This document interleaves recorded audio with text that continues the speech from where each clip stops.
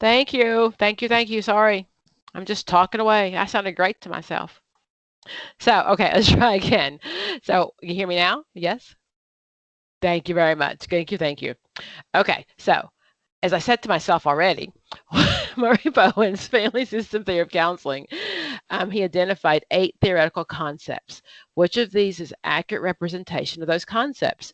So I need to know Murray Bowen, right? Like I was saying before, he's my genogram guy. He's the one that said we pass things down through generations. He's a structural family theorist, which means he looked at the structure of the family. Okay, my systems theory sometimes is also something I'll see Bowen. Things are interactive together. So I'm looking for words that I know belong to Bowen. Okay, if I don't have a clue whatsoever, then I'm going to try to rule out what it can't be.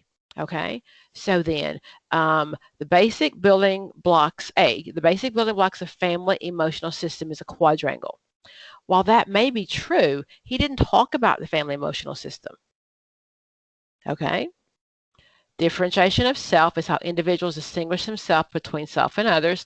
That sounded pretty good because I know he talked about the importance of differentiation, because, he said we can't always be like grandma and them. We got to come up with our own stuff.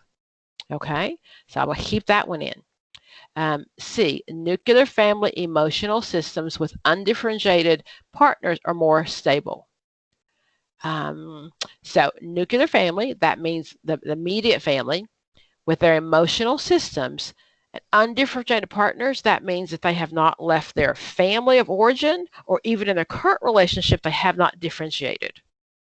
Okay, so that's what that means. Or D, society is regressing by not distinguishing between emotional and intellectual decisions. Okay, so Bowen's theory of counseling, I'm down to B or D, okay, because those are pretty much what he talked about. Okay, so again, I'd have to know more about Bowen, and I do know the answer is D. Bowen applied his theory of families to the emotional function of society as well. Okay, he said the basic building block of a family is their emotional system, but it wasn't a quadrangle, it was a triangle. That's your nuclear family, right? A triangle. He also talked about triangulation. That's one of those theories. Triangulation is when mom and dad are fighting and they bring in the third party, they bring in the kid. Or mom and dad are going through divorce and the third kid, the kid suddenly gets sick. Okay, so that's triangulation. Between the dyad, the two people, they then are doing something to diffuse the current relationship. Okay, so that is Murray Bowen. Okay, this one too. So Salvador Minuchin. Good old Salvador Minuchin, he was also one of my structural theorists, okay? He talked about, so when we talk about families in general, there's a systems approach. System talks about us all being interrelated and related to each other and the systems. Structural looks at the structure of the family.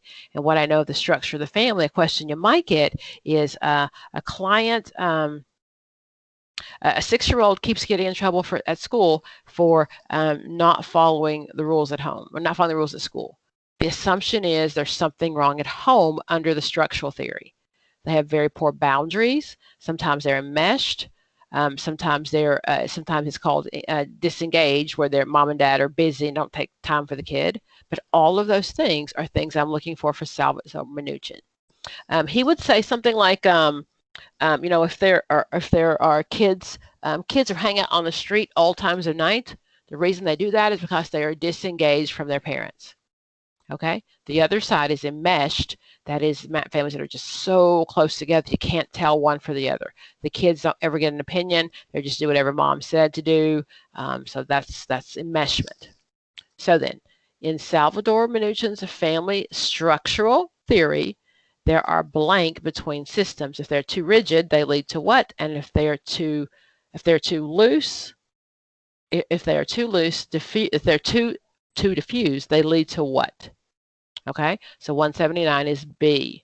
Okay, so there should be boundaries between family. I'm sorry, it is B. Yeah, there should be boundaries. The importance of boundaries, and what that looks like in a house.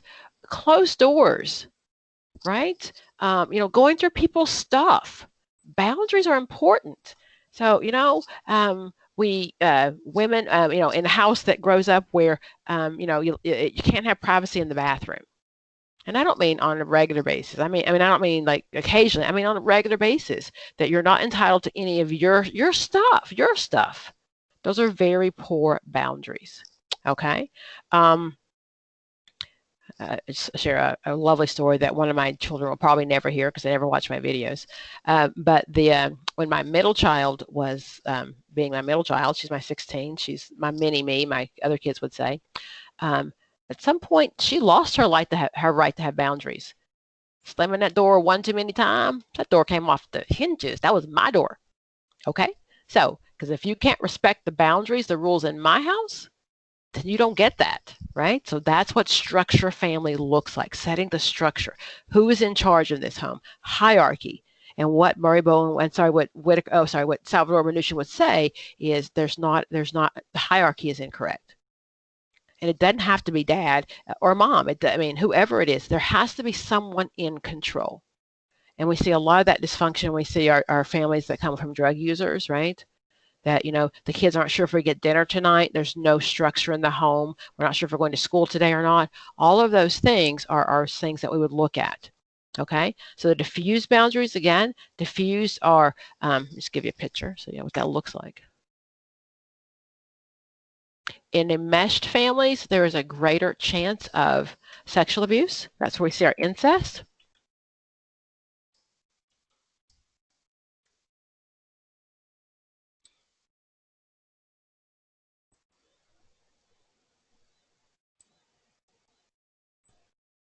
Okay, so a disengaged family. Okay, so the boundaries are just nowhere. In the real world, remember the Columbine shooting many years ago? I think it's like 25 right now, right? And the parents, they had no idea that their kids were in the barn or in the garage making something. Now, I may not know what exactly they're doing. I'm not Superwoman, but I can tell you if that kid is in the garage for hours with friends coming over, I'm gonna be looking. Okay, like what y'all doing up in here? So I want to know. So one of the things we talk about when we look at healthy families is in a healthy family, when your kids are in elementary school, you should know their teacher's name.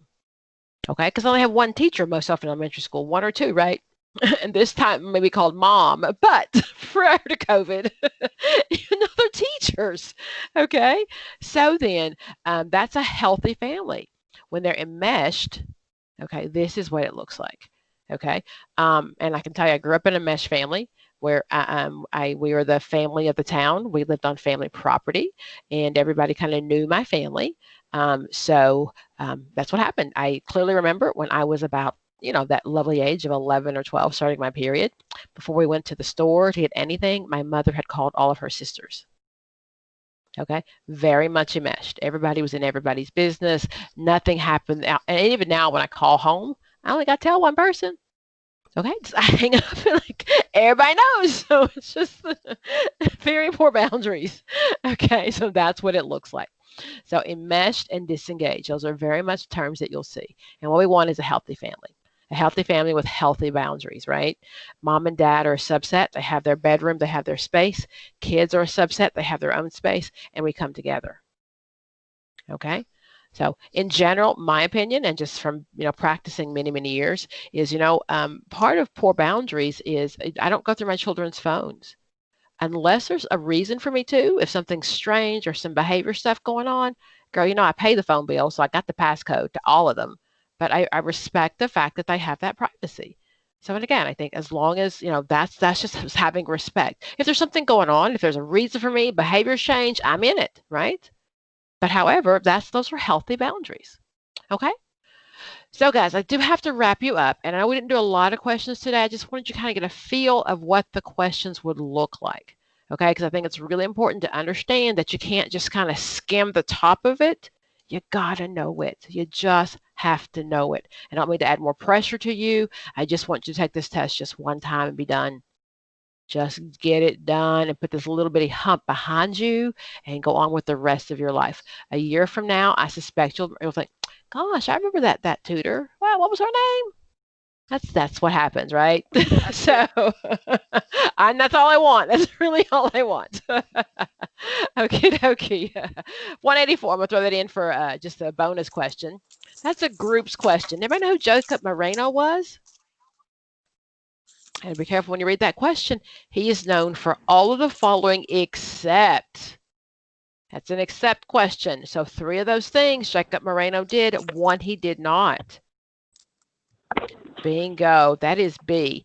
Ashley, for a bell ring, do you know who the STEP program is based on? Which theorist? Anybody? Adler. It's based on Adler. The STEP program is Systematic Training for Effective Parenting. It's a parenting program that's been around for a very long time, but it's actually based on Adlerian theory. Okay, so piece of useless information that you'll never need to know. But it's been a pleasure. It's been a pleasure. I'm going to stop recording. I thank you guys all for being world changers. You are amazing. So let me stop recording.